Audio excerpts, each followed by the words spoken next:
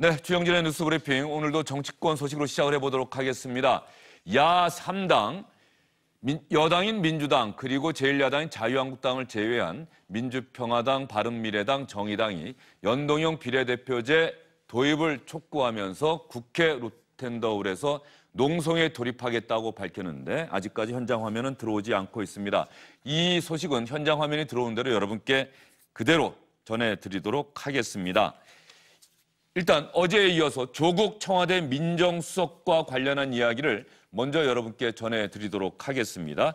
이해찬 민주당 대표가 어제 기자간담회에서 취임 100일을 맞은 기자간담회에서 이 문제에 대해서 가벼운 사안이다 이렇게 이미 밝히지 않았습니까? 그런데 민주당 의원 가운데 처음으로 조국 민정수석의 사퇴를 요구했던 조응천 의원에 대해서도 기자들이 그 소신에 변함이 없느냐 이런 질문을 던졌습니다. 이해찬 대표와 조응천 의원의 이야기 여러분께 들려드리겠습니다.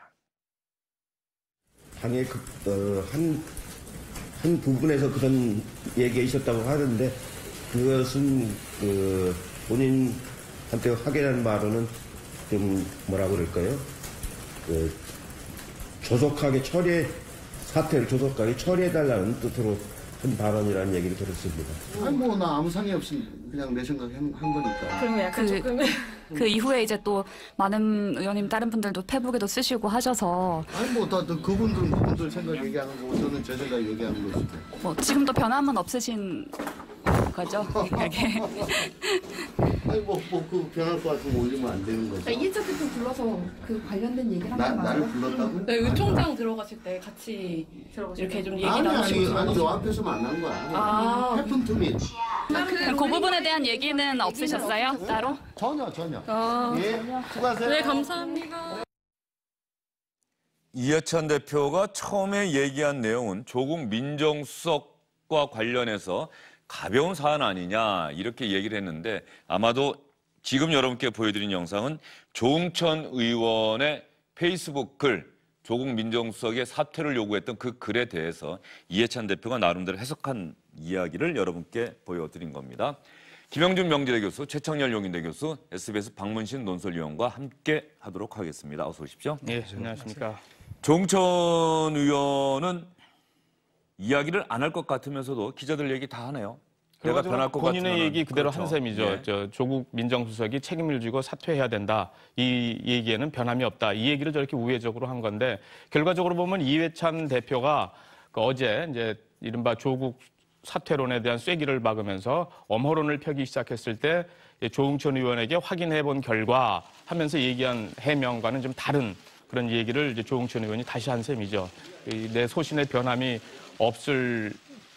있었다면 내가 왜 SNS에 글을 올렸겠느냐. 이 얘기인즉슨 이해찬 대표가 조응천 의원이 했던 얘기는 그런 사퇴의 취지가 아니라 이 사후 처리 이거를 빨리 해달라는 얘기였다. 이렇게 해명한 것과는 좀 결이 다른 그런 얘기가 돼버렸습니다. 결과적으로 말이죠. 현재 민주당 내부에서 조국 민정수석의 사퇴를 요구하는 의원은 조응천 의원 한 명 아닙니까?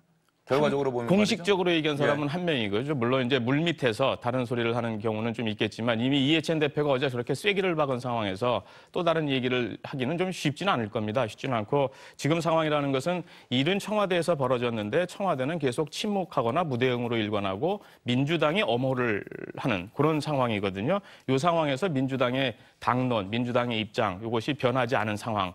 그리고 그것에 대해서 이제 조응천 의원에 대해서 기자들이 이해찬 대표가 이렇게 설명을 했는데 어떠십니까? 라는 거에 대한 확인, 여기까지가 지금 진전이 되어 있는 상황이라고 보시면 되겠습니다.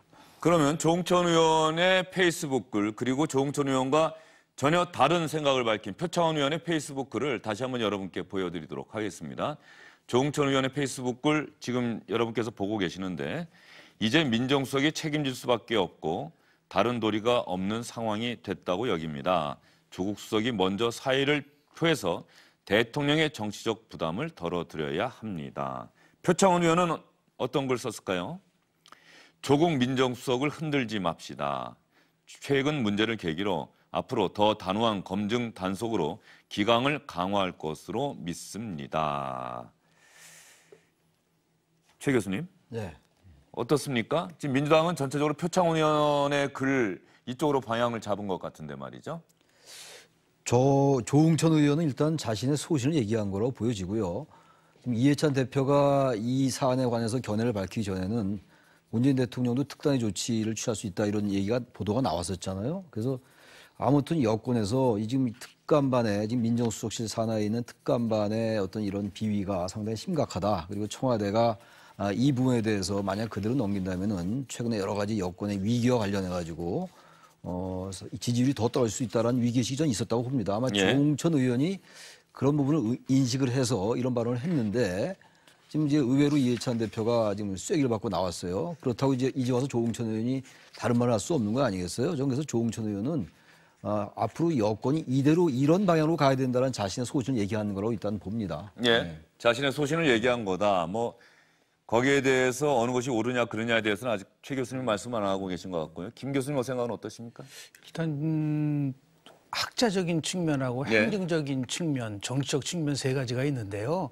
지금 조국 수석은 학자적 측면과 행정적 측면에다 굉장히 강조를 하는 것 같아요.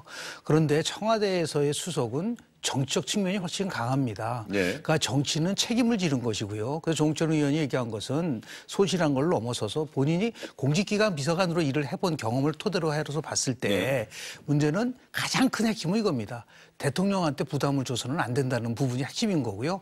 두 번째는 그런 의미에서 봤을 때 바로 사퇴란 거라는 그런 직설적인 표현보다도 일단은 대통령이 귀국을 하면은 본인이 먼저 이 사의를 표명을 해야 된다. 그리고 선별할 거냐 안 할 거냐는 대통령의 그런 그 판단이지만 그 부분까지는 분명히 조국 그 수석이 자기 입장 표명을 해야 된다고 주장하는 걸로 보고 있고요. 그렇지 않고 아무런 조치 없이 그냥 있는다고 한다면 그거는 이제 공직자로서의 갖고 있는 제가 말하는 그 정무적 판단, 정치적 판단의 영역에서 봤을 땐 조금 일반 민심과는 좀 궤를 달리하기 때문에 너무 지나치게 모든 것을 제가 깨끗이 다 해결하고 문제를 풀어나가겠다. 그런 식으로 이제 이 문제를 접근하게 되면은 그거는 저는 정치의 영역은 아니라고 보기 때문에 결국은 정치는 책임을 지는 것이다라는 걸 강조한 것은 조응천 의원이고 이해찬 의원 같은 경우는 아직까지도 이 상황에 대해서 명확하게 이건 뭐 결과가 나오지 않은 상태에서 미리 얘기하는 것은 결국은 이 정부를 흔드는 거에 동조하는 것밖에 안 되기 때문에 자제하자라고 얘기를 하는 거 있지만 제가 분명히 말씀을 드리는 거는 1년 6개월의 법칙을 수없이 말씀을 드립니다. 1년 6개월의 법칙이요? 지난 2014년도 11월 18일 기억나시지 네. 않습니까? 정인호 문건이 처음 세계일보에 보고된 시점이 바로 1년 10개월 된 시점이에요. 예. 아주 굉장히 그 내용은 다르지만 일이 일어나는 과정과 구조는 거의 유사하다. 그렇기 때문에 바로 이런 것이 중요한 정무적 판단의 기준인데 두 가지입니다. 실기하지 말아라. 그 두 번째는 민심과 어긋나는 행동을 하지 말아라. 이것이 그동안 우리 한국 정치에서 보여줬었던 하나의 기본적인 법칙이라고 저는 봅니다. 조응천 의원은 공교롭게 그 정인의 문건과 관련이 그렇습니다. 있는 또 네. 정치인 아니겠습니까? 그렇습니다. 그 당시에 청와대에서 관련한 업무를 담당하고 있었던 건가요? 그렇죠. 공직비서관이었고 박관천이라는 분은 이제 경찰에서 파견 그렇죠. 나왔는데 결국 십상지 사건이라서 아무런 직책이 없는 정의라는 사람이 국정운영에 개입한다라는 그 보고서가 결국은 만들어졌는데 이게 세계일보를 통해서 나왔지 않았습니까? 이게 이제 공직 기강이 이제 문제가 됐었고 어떻게 이 문서가 유출됐느냐 이 문제를 가지고 2015년 1월 정초서부터 엄청나게 국정이 혼돈스러웠었는데 네, 그런 부분들을 이제 다시는 반복되지 않기 위해서는 뭔가 정치적 판단을 해야 되지 않겠는가라는 생각을 합니다. 그러면 말이죠. 지금 김영림 교수님 말씀 들어보면은 조국 민정수석이 행정적, 학자적 관점이 아니라 정치적 관점에서 대통령이 돌아오고 나면은 먼저 자신의 거취 문제에 대해서 내가 정치적 책임을 지겠습니다. 사퇴 의사를 밝히는 것이 도리다. 네, 저는 그렇게 다만 결정은 대통령이 하는 그렇습니다. 것이다. 네. 그 사의를 수리할지 안 할지. 네. 그런데 앞으로 어떻게 될지는 모르겠어요. 청와대에서 어떻게 나올지. 문재인 대통령이 특히 정의로운 대한민국 만들겠다고 페이스북 글에도 올렸는데 그것이 과연 무엇을 의미하는 건지 잘 모르겠는데 최 교수님 생각은 어떻습니까? 여기 하나 덧붙여서 임종석 비서실장도 정치적 책임을 같이 져야 되는 것 아니냐는 얘기도 물론 나올 법해요. 비서실장과 조국 민정수석. 청와대는 지금 장하성 실장이 그만뒀잖아요. 장하성 정책실장 그리고 조국 민정수석 그리고 김상조 공정거래위원장 이 세 명이 다 학자 출신들이에요. 이 세 분이 이 문재인 정부의 어떤 개혁성을 상징하는 건 부인할 수가 없습니다 지금. 근데 이제 장하성 실장은 물러났잖아요. 이제 만약에 조국 민정수석이 이번에 사태에 책임을 지고 사퇴를 한다면 가뜩이나 청와대나 지금 이 집권 세력의 지지율이 떨어지는데 개혁 속에 상당한 개혁의 동력이 떨어진다는 판단을 하는 것 같아요, 지금 여권은. 그렇지 않고선 이해찬 대표가 저렇게 얘기하기가 어렵죠. 그냥 지금 여러 가지 특감반원의 비위는 한두 개가 아니었단 말이에요. 그리고 이건 꼭 특감반 어떤 민정수석실 산하가 아니더라도 최근에 의정비서관의 음주운전 사고도 있었고 네. 또 그 전에 경호처 직원의 음주 폭행 사건 의혹도 있었단 말이죠. 그러니까 전반적으로 이거는 제가 판단하기에는 집권 세력에 주어진 하나의 전 경고 의미라고 봅니다. 이 부분을 만약에 그냥 지나치면은 물론 지금 이 집권한 지 1년 7개월 정도밖에 안 됐습니다만 이게 그대로 간다면 전 민심과 상당히 동떨어진 판단이 될 수 있다고 좀 봅니다. 그래서 지금 대통령이 어떤 판단을 내릴지 모르겠어요. 그런데 전반적인 기류로 볼 때는 이해찬 대표도 그런 발언을 나섰고 했고 민주당 의원도 몇 명의 의원들이 이른바 조국 지키기에 나섰잖아요. 지금 전 이런 부분들이 집권 세력이 조심해야 될 부분이라고 생각을 해요. 아까 저보고 이제 일단 객관적인 말씀을 했다고 말씀하셨는데 지금 얘기하고 있는 건 청와대 이해찬 대표 얘기하는 게 가벼운 일탈이다라는 식의 발언. 과연 국민들이 물론 생각이 다르겠습니다만 이걸 가벼운 일탈로 볼까? 한 명의 우연한 사건이 아니라고 저는 보거든요. 그렇다면 이거는 청와대에게 주어진 하나의 징후, 조짐, 경고 의무로 해석을 해야 돼요. 그러면 이 정권은 지금 의외로 좀 다행히 빨리 이런 그 신호가 왔기 때문에 이 만여 시간이 많은데 이럴 때 너무 이걸 감싸는 쪽으로 간다면 아무리 개혁 상징을 내치면은 더 밀릴 것 같으니까 그런 정무적 판단이 있다 하더라고요. 저는 그러면은 오히려 과거 정권들도요. 너무 민심과 동떨어진 발언을 하거나 이러면 상당히 지지율이 떨어진 경우를 우리는 여러 번 봤어요. 그렇기 때문에 지금 청와대가 이 부분을 이제 어떻게 얘기할지 모르겠습니다. 문재인 대통령이 어떤 판단을 낼지 모르겠는데 이해찬 대표의 저런 발언에도 불구하고 과연 민심은 이걸 어떻게 받아들일까? 저런 말이 얼마나 설득력이 있을까? 전 그런 점에서 이해찬 대표의 발언이 이 사안을 해결하는 데는 집권 세력 내부의 기강을 다 잡는 건 효과가 있을지 모르겠습니다만 민심 전체로 볼 때는 썩 그렇게 민심에 부합하지 않는 발언으로 저는 생각이 됩니다. 지금 최 교수님은 뭐 조국 민정수석이나 임종석 비서실장 과연 책임지고 사의를 표명해야 되느냐 말아야 되느냐 이 부분에 대해서는 얘기를 안 하시고 이해찬 대표의 발언이 적절하지 않았다고 얘기하셨는데 저 잠시 뒤에 다시 말씀드릴 기회를 드릴게요. 지금 이런 상황인데 말이죠. 다른 정당에서도 민주평화당 박지원 의원 같은 경우도 조국 수석 절대 사퇴하면 안 된다 이런 얘기를 또 했더라고요. 예, 무슨 사법개혁이라고 하는 그 고리를 통해서 민주평화당에서는 박지원 의원이 그 페이스북에 자기의 공개적 입장을 밝혔죠. 근데 재밌는 것은 그 박지원 의원이 올린 페이스북에 보면 의외로 거기에 대해서 반대하는 댓글들이 굉장히 많이 올라왔다는 거고 그리고 또 다른 하나는 민주평화당에서 오늘 대변인 논평이 나와 있는 내용이 조금 특이합니다. 그 박지원 의원하고는 좀 결이 좀 다른 그런 얘기를 해놨거든요. 그러니까 촛불의 상징성을 조국 수석으로 놓고 그래서 지켜야 한다. 이런 여당의 논리에 대해서 촛불이라는 것은 국민의 몫인 것이지 청와대의 것도 그리고 누구 한 사람의 상징물도 아니다. 이런 식의 반박 성명을 또 내놓고 이랬거든요. 안민석 민주당 의원이 페이스북에 그렇습니다. 글을 올렸죠. 근데 그 부분에 대해서는 조금 지적할 수 있는 분들이 많을 것 같아요. 예, 어제 이 자리에서도 다른 패널께서 그 부분을 지적하셨는데 오히려 그런 부분들에 대한 논란 때문에 사실 국면 자체가 조국 사퇴론으로 넘어간 그런 측면이 있고 지금 주목해야 될 것은 저는 청와대가 아무런 대응을 하지 않고 침묵으로 일관하고 있는 것. 저게 어떤 의미일까라는 부분을 조금 들여다볼 필요가 있다고 생각을 일단 해요. 대통령이 외국 순방주니까 뭐 남아있는 청와대 대변인 또 현지에서도 얘기하기가 좀 곤란하지 않겠습니까? 예, 그렇습니다. 어떻게 보면은 사퇴를 안 시킨다 하는 것이 속내인데 그것을 논리적으로 설명을 하지 못하다 보니까 좀 입장이 좀 궁해지지 않습니까? 그러다 보면은 그거를 논리적으로 설명을 하지 않고 오히려 설명을 하는 대로 그 자체가 또 다른 논란을 불러일으키고 이런 악순환이 되는 것을 오히려 미연에 좀 막자 하는 취지에서 일종의 방어적 차원인 거죠. 그런 차원에서 하는 것이다 아닌가 싶은 생각이 들고 그런 취지에서 본다 그러면은 그 이석연 의원이 조국 의원과 통화했다고 한 내용을 잠시만요. 이석연 의원 얘기 그 전에 말이죠. 예. 청와대 지금 조금 전에 말씀하신 청와대는 조국 민정수석을 사퇴시키지 않는다. 그거는 좀 확인된 청와대 내부 기류입니까?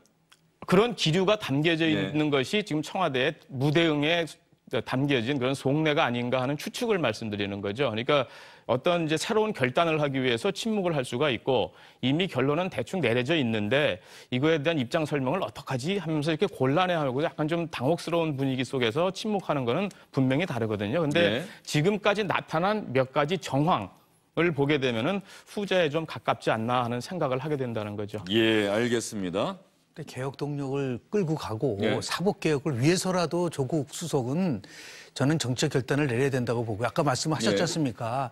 전면적으로 두 사람을 다 바꾸지만 실장과 수석을 바꾸는 거지만 결국은 저는 단계적으로 해야 된다. 임명서 실장이 이 문제를 가지고 물러나는 거는 저는 바람직하지 않다고 봅니다. 예. 왜냐하면 지금 12월이 굉장히 중요한 지금 김정은 위원장의 답방 문제를 포함해서 1월 달에 북미 정상회담 이 문제를 총괄하고 있는 실장까지도 이 문제를 가지고서 경기를 한다는 것은 저는 예. 제가 바람직하지 않지만 조국 수석에 관련돼서는 오히려 사법개혁은 이제는 국회로 넘어갔어요. 박영선 의원이 지금 위원장을 하고 있고 그리고 사법개혁에 전체 윤곽이 나왔다고 한다면 오히려 개혁 동력을 갖기 위해서라도 저는 용단을 내리면서 대통령이 결국은 전 정부와 다르다는 모습을 확실히 보여줘야지만 이게 개혁의 동력을 가져가는 것이지 만약에 이걸 위야무야 넘어가면 어떤 비판이 나오게 되냐면 전 정부랑 뭐가 다르냐. 가장 듣기 싫은 소리란 말이에요. 그러니까 이 부분에 대해서는 저는 지금 대통령도 굉장히 많은 그런 범민의 시간을 갖지 않을까. 그렇기 때문에 청와대는 한마디도 할 수가 없는 입장이다라고 보고 대통령이 국민에 믿어달라고 얘기를 했기 때문에 저는 그 믿어달라는 믿음 속에서 결국은 국민과 같이 함께 하겠다는 뜻이 담겨 있지 않나라는 걸 저는 개인적으로 해석을 합니다. 예. 그런 면에서 조금 전에 박문진 위원이 얘기하시려고 했던 이석현 의원이 조국 민정수석과 전화 통화를 해서 들은 이야기라고 자신의 SNS에 또 올린 글이 있죠?